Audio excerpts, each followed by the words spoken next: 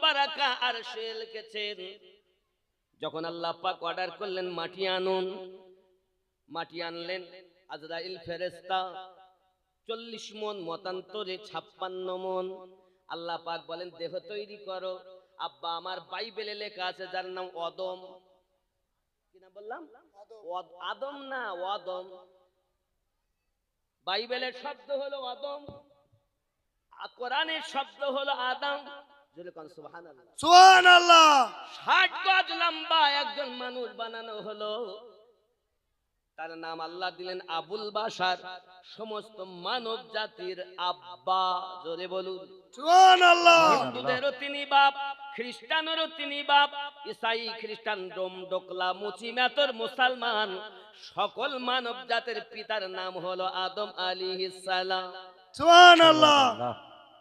হিন্দু মনে করছে আমাদের বুঝি অন্য কেউ। না না না, এই ভারত বর্ষের জমিনে আমাদের পিতা আদম আলাইহিস সালাম কদম মোবারক রেখেছেন। এজন্য আমরা সকল জাতি ভারতবাসী মিলেমিশে থাকি। কেন? একই বাপের সন্তান, হিন্দু ডোম ডোকলা মুচি মেতর সবাই আমরা একই পিতার একই মাতার সন্তান বলে মিলন কেন্দ্র হলো ভারতবর্ষ। সুবহানাল্লাহ। হিন্দুর বিপদে মুসলমান ছোটে, মুসলমানের বিপদে হিন্দুরা ছোটে, এটার নাম হলো ভারতবর্ষ। তাই তো কবি নজরুল বলেছিলেন আমরা একই বৃন্তে দুইটি কুসুম, হিন্দু মুসলমান, মুসলিম তার নয়নমণি, হিন্দু তাহার প্রাণ। কিন্তু আফসোস লাগে যখন আমার হিন্দু দাদারা যখন আমাদের প্রতি আঘাত করে বলেন ভারত ছাড়ো নইলে কোরআন ছাড়ো। আগে বড় ভয় ছিল এসআইআর হলে বাংলাদেশে যেতে হবে, এখন আর মানুষের ভিতরে ভয় নাই। বেশিরভাগ আওতায় পড়েছে হিন্দু জাতি। ঠিক ঠিক। ওরা দেখতেছে বড় মুশকিলে পড়লাম, তো আবার খুঁজে খুঁজে পাইনি বলে এক বাপের এত সন্তান কেন? যে বাপের বেশি সন্তান তাকে ধরে। মানে ওদের তো সব দুটো নলি একটা, কারো নাই হাটকুরো। আর মুসলমানের ঘরে 5টা 7টা 10টা 12টা। আমরা এক বাপের 12টা সন্তান। আমরাই তাহলে আর কার বল? বন্ধুরে আমার, আমি বুঝাতে চাচ্ছি এতটুকু, মানুষ আর এসআইআর ভয় করে না, বাংলাদেশে পালাতে হবে ভয় করে না। কারণ তারা নিরিখ করে দেখেছে মুসলমান এই দেশে জন্ম নিয়েছে, আব্বা মা তারা বিদেশ থেকে এসে আমাদের দেশে স্বদেশী হয়ে গেছে, আর আমরা এই দেশি জন্ম নিয়ে আমরা বিদেশি হয়ে গেলাম। বড় আশ্চর্যের ব্যাপার, তারা বিদেশ থেকে এসে স্বদেশী, আমরা হয়েছি বিদেশি।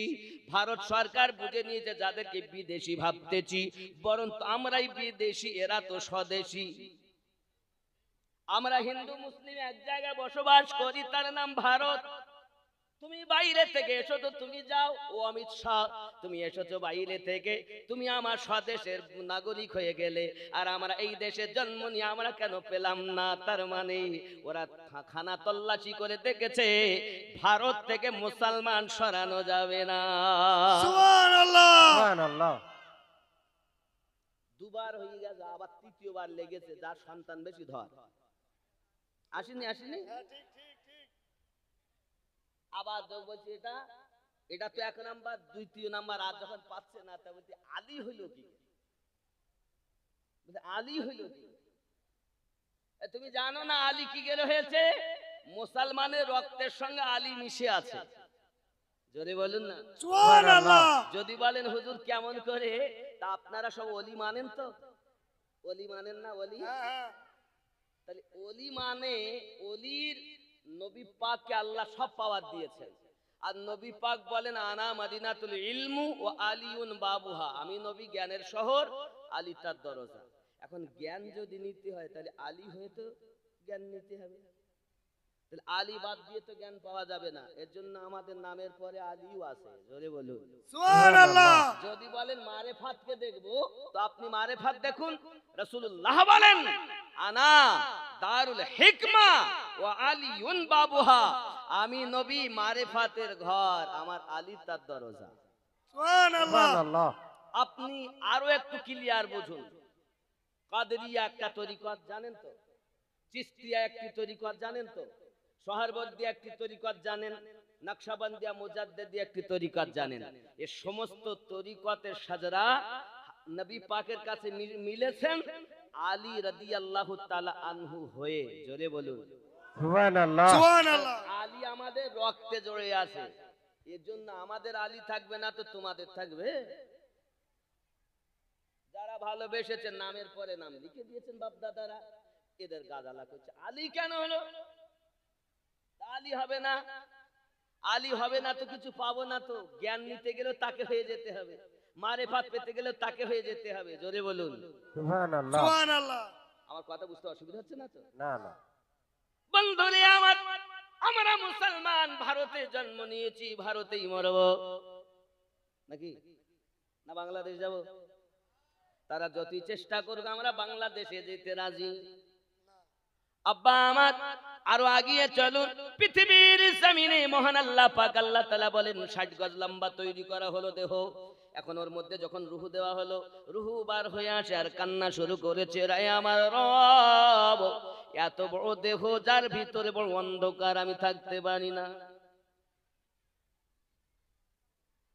এর মধ্যে আমি থাকতে পারি না। 60 গজ মানে বুঝতে পারছেন 120 হাত। আচ্ছা একটা টাওয়ার 120 হাত লম্বা হয়? টাওয়ার টাওয়ার তাহলে আমাদের আব্বা আদম আলাইহিস সালাম দিন ওনার থাকার জায়গা এখন ঘর আছে আর দুনিয়ায়? কোন জায়গায় দাঁড়াবেন উনি? বসলেও তো হবে না। আমাদের যে ঘর ক ফুটার উঁচু হয়।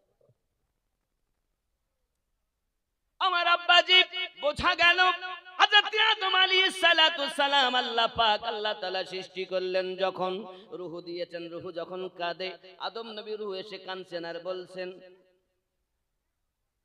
আদম নবী আত্মা যেদিন কেঁদে খোদা কে জানাই, অন্ধকারে আদম ঘরে কেমনে রইব দয়াময়, সেই দিনেতে আদম ঘরেতে নূরের আলোকে জ্বালায়, বলো গো শুনতে চাই দো জাহানের বাদশাহ হয়ে কে এলো রে দুনিয়ায়, বলো গো শুনতে চাই। জোরে বলুন সুবহানাল্লাহ সুবহানাল্লাহ। আল্লাহ পাক বলেন জিবরিল, যে নূরটাকে আমি চতুর্থ আকাশে তারকা আকারে রেখেছি, ওই নূরটাকে আনো, এনে আদম নবীর পুস্তে তুমি চমকে দাও। আল্লাহ পাক আল্লাহ তাআলার অর্ডার পেয়ে জিবরাইল ফেরেশতা গেলেন, আমাদের নবী পাকের নূর মোবারক এনে আদম আলাইহিস সালামের পুস্তে চমকে দিয়েছেন। জোরে কোন সুবহানাল্লাহ। সুবহানাল্লাহ। বাপজি আমার, হযরত আদম আলাইহিস সালাতু ওয়াস সালাম তার ভিতরে আল্লাহ বা রূহ ফুটকে দিলেন, রূহ সঙ্গে সঙ্গে ঢুকেছে আর বার হয় না। আল্লাহ পাক বলেন এত মজবুতি ভাবে যখন ভিতরে ঢুকে গেল, ওরে রূহ তোকে বার করার জন্য আজরাইল ফেরেশতা নিযুক্ত করা হলো। জোরে কন্না সুবহানাল্লাহ। সুবহানাল্লাহ সুবহানাল্লাহ। আব্বা আমার দিন যায় রাত যায়, এমনি করে সময় চলে যায়। আল্লাহ পাকের ফেরেশতারা সবাই আদম নবীকে সিজদা করলেন, আদম নবীকে সিজদা সবাই করেছেন। আর সবাই কি বল, আল্লাহর হুকুম ছিল ওয়াইজ কুলনা লিল মালাইকাতি ইসজুদু লি আদম, আর সবাই সিজদা তাজিমি করো আমার আদমকে, সবাই করেছে। ফাসাজাদু ইল্লা ইবলিস, শুধু ঝগড়া করেছে আদম। আদম আলাইহিস সালামকে সিজদা না করার জন্য ঝগড়া করেছে ইবলিস। সে কি বলেছে? আমি আগুনের তৈরি, সে হলো মাটির তৈরি। তা নবীকে মাটির তৈরি প্রথম কে বলেছে? কথা বলেন, ইবলিস বলেছে। তা নবীকে এখনো যারা মাটির বলে তারা ওই দলে, আর যারা নবীকে নূর বলে তারা সাহাবীদের দলে। কথা বুঝতে পারেননি? বন্ধুরে খুব ভালো করে ব্রেনের ভিতরে রাখুন, প্যারা নবী নূরুন আলা নূর, নবী পয়গম্বর সাল্লাল্লাহু আলাইহি ওয়াসাল্লামের নূর পেশ আপনার কিনা দেওয়া হলো। আদম নবী বলেন আল্লাহ আমি একটু দেখবো, সবাই দেখছেন, অনেক কথা এখানেও ছেড়ে দিলাম। আদম নবী বলেন আমি দেখবো। আল্লাহ পাক আমার নবী পাকের নূরকে আদম আলাইহিস সালামের উংলি মোবারকায় চমকে দিয়েছেন। বলুন সুবহানাল্লাহ। আদম আলাইহিস সালাম দেখেন আর বলেন, আদম নবী বলছেন, জাহেরেতে তুমি পুত্র, আদম তোমার পিতা হয়, বাতেনেতে তুমি পিতা, আদম তোমার পুত্র হয়।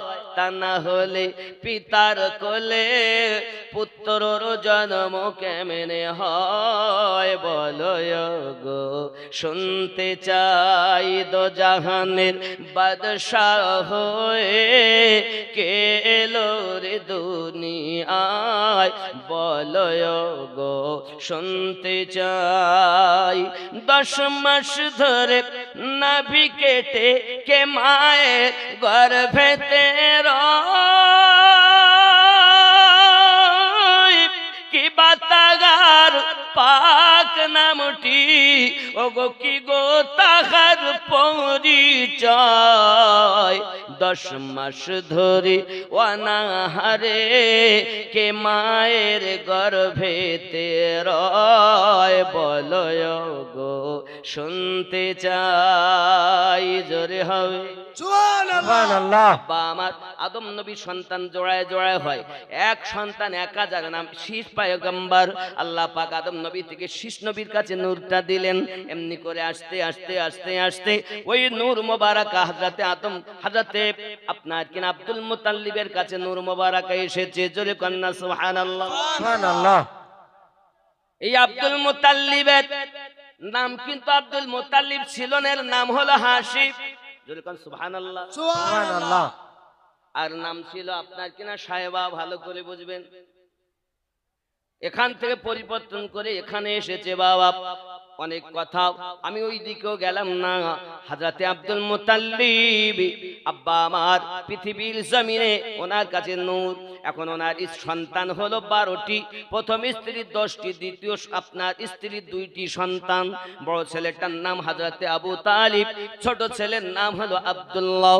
আব্দুল্লাহর কাছে আমার নবী পাকের নূর মোবারকা আব্দুল মুতাল্লিব থেকে মুনতাকিল হয়ে এসেছে, আর ঝলমল ঝলমল পেশানিতে করছে। বলুন সুবহানাল্লাহ। আব্দুল মুতাল্লিবের বেটা আব্দুল্লাহ রাদিয়াল্লাহু তাআলা নূর পেশানিতে নূরের আলো ঝলমল করে বাবা। এমন সময়তে আমার নবী পাকের নানার নাম আব্দুল ওয়াহাব, ওনার নানি মায়ের নাম বাদরা বিনতে উজ্জা। স্বামী আর স্ত্রীতে কথা হচ্ছে, নানা আর নানিতে কথা হচ্ছে আমার নবী পাকের। একদিন বলতেছেন স্ত্রী মানে নবী পাকের নানাকে বলতেছেন, ওগো স্বামী, আমার ঘরে যে মেয়ে আছে নাম তার আমেনা, তার বিবাহের সময় হয়ে যাচ্ছে, ভালো কোন পাত্র কি আপনার পছন্দ হয়? সঙ্গে সঙ্গে আব্দুল ওয়াহাব বলতেছে, বিবি রে, আমার একটা ছেলে বড় পছন্দ হয়।